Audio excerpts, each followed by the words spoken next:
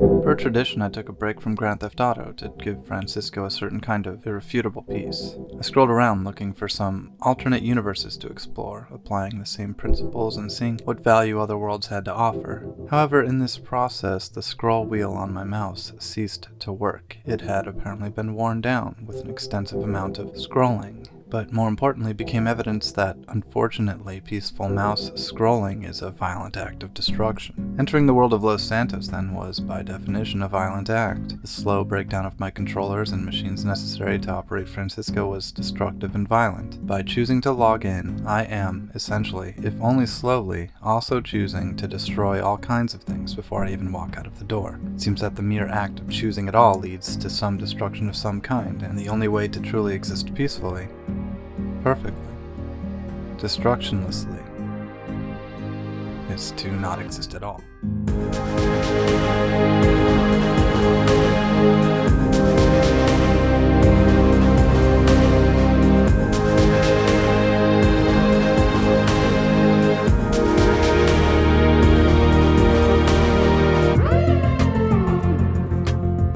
Francisco, meanwhile, was having a good time.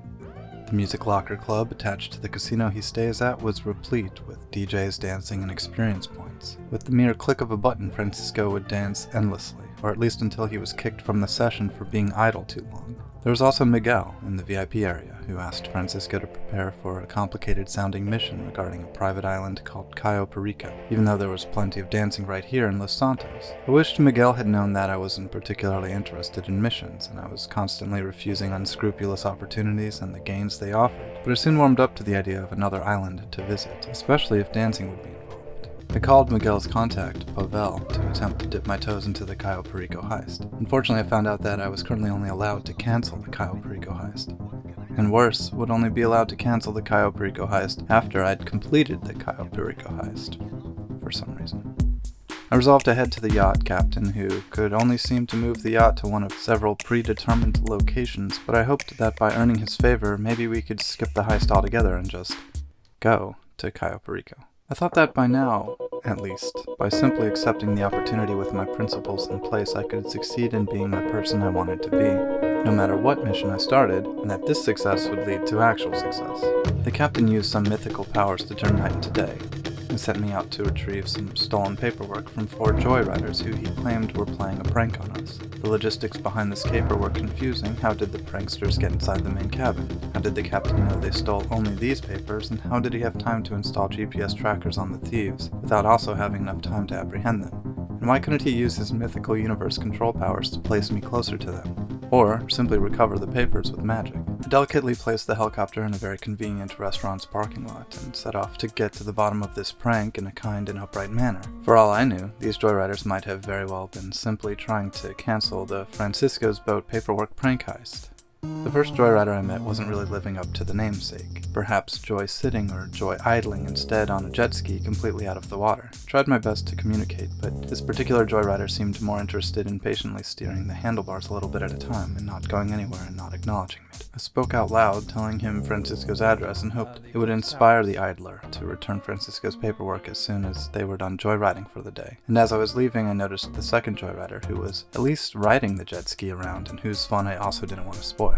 The third joyrider, like the first, heavily strayed from the joyrider stereotype, standing behind a dumpster in an alleyway, shooting at Francisco and calling him mean names, and not joyriding at all. I called emergency services in what I believed was an appropriate civic response, because of the assaulting Francisco part, not the name-calling part. But there was no answer, most likely because it was exactly 12 o'clock, and the emergency responders were probably at lunch. Francisco too joined into the lunch experience, eating some candy to heal his gunshot wounds, without realizing he was also walking right into the trap of the fourth joyrider, who was also blasting through stereotypes. Having no luck with 3 of the joyriders, I resolved to try to speak to the last. I discovered the first joyrider was still not really joyriding yet. I thought maybe the propeller or some other mechanical part had become jammed, and a bit of a bump from the other water ski joyrider would get him back on track. The other joyrider would definitely, at least at that point, slow down, and maybe then he could explain the paper situation to me. I tried to move the first joyrider on track while I waited for the second to come back around. And when he did, he slammed into the joy idler I was trying to help. and they both collapsed instantly, levels of human fragility I'd never seen before. I thought one of them might be okay as he floated on the surface of the water for a moment, but suddenly he changed his mind and sank. I tried to push them up onto the coastline so they hopefully wouldn't drown, and immediately called emergency services, who were still busy, probably because it was still exactly lunchtime. I ran to the other joyrider to try to get help, but as usual they simply continued to attack me. Thankfully, the mechanic was willing to deliver Francisco's car to the joyriding war zone, and I tried my best to get close enough that I could talk to the mean joyrider and tell him about the other, considerably less combative joyriders. This didn't work, and Francisco died, which bumped our team lives down to none. After recovering from death, I went to check on the fragile joyriders, only to discover they, along with one of the jet skis, had disappeared. It was still lunchtime for everyone but my mechanic, and the lack of any coroner-style vehicles within the 6 minutes since the collision implied this might be a more intricate part of the joyrider prank.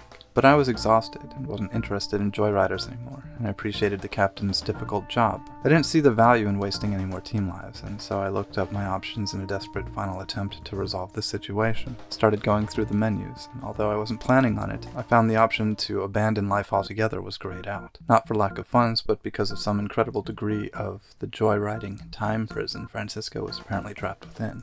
I am open to new experiences and embracing the opportunities my friends and allies present. I'm excited to live in the world and be a part of the universe which has allowed me to exist. However, I caution anyone who believes that every opportunity that runs across their desk is worth sacrificing their principles for, simply for a nominal reward or to be told they completed it. I went through all the menus and realized that, unlike the captain's cold call, I had some personal daily objectives. Participate in a team deathmatch, ride on a fairground ride, and go to the movies. I thought that, although I couldn't seem to advance this particular series of missions, and I had no idea how to get to Cayo Perico, perhaps I could work on myself, and in doing so find the inspiration of where I needed to be, rather than where I was being coerced. Going to the movies seemed like the easiest and closest goal, but the movies were closed, so we headed to the pier, which better accommodated late-night objective hunting. I had learned how to transport Francisco much faster than by walking or following traffic lights, a menu selection of spawn location, a session change, and Francisco would appear in the desired location. A quick joyride placed him on the pier, a quick roller coaster, and a quick scream test later. This is a test of the screaming. I'm testing screaming. We checked the box of the first objective. Moments later, Francisco was waking up in the casino, ordering a limousine ride to the observatory for fun and a taxi ride from there down to the theater. I showed up during a short film marathon, and we caught the end of the animated film The Loneliest Robot in Great Britain. We then watched the Italian avant-garde film Capolavoro, a black and white film with a runtime of 8 minutes and 27 seconds. The film was filled with dramatic imagery and language, and complicated themes and other themes, and although I thought it was difficult to follow, it still provoked thought and reminded me of the memorability of non-traditional storytelling. I will concede that riding a roller coaster and watching a movie were pretty vanilla goals, and it seemed like these were just gateway objectives concealing a darker agenda to get Francisco to participate in a team deathmatch, an activity that could be accessed by anyone from anywhere with cell reception.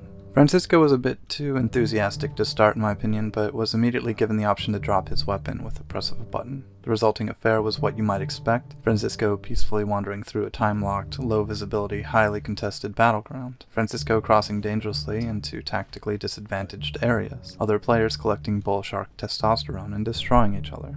Our team was off to a rough start, as I tried to slowly relocate Francisco away from gunfire. And although I thought about the tactical move of using his body as a meat shield or distraction, I felt Francisco's best participation was to just be. To wander, cautiously, through the battleground, to enjoy being in the company of others, to not only show up for himself, but show up for life.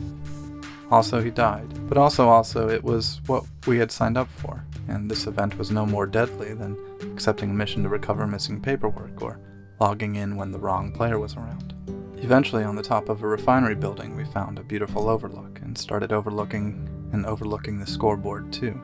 It was a relatively safe space with perhaps some explosions in the background, but that was the background. The foreground was Francisco peacefully existing with a bit of camera shake and having the honor of that existence, having the opportunity to wander, to wonder, to seek and share joy, and to witness the tremendous efforts of others toward an objective, no matter what that objective was. Eventually, a curious player appeared and through observation seemed to inquire if we were still playing. I moved Francisco just a little bit to indicate that yes, we were participating. We were just enjoying where we had found ourselves. With that confirmation of presence, the death match ended. We won by 1 point, which suggested that although I didn't actively attack anyone, by being present, cautious, curious, true to my principles, true to the team, and true to our goals, we had non-violently landed a victory. But this was not peace. Following these objectives still led to death, destruction, pain, and loss, the precise things I was trying to avoid. I was glad to be here, but the violence wasn't worth the points or the money or the chips or the bull shark testosterone. I didn't need to scroll through all the cars for sale or items on the shelves. I didn't need to take out joyriders or opponents, things that, through my participation, would inevitably lead to more pursuits, points, lists, joyriders, and more destruction. I've discovered that truly, because simply existing is destructive, true peace is the refusal to exist. To cease destruction, one must cease existence, and it's apparent that, for Francisco, even death does not cease existence. There must then be another purpose than to simply try to exist without destruction. And it seems such a waste to use this opportunity, time, and body to avoid doing anything.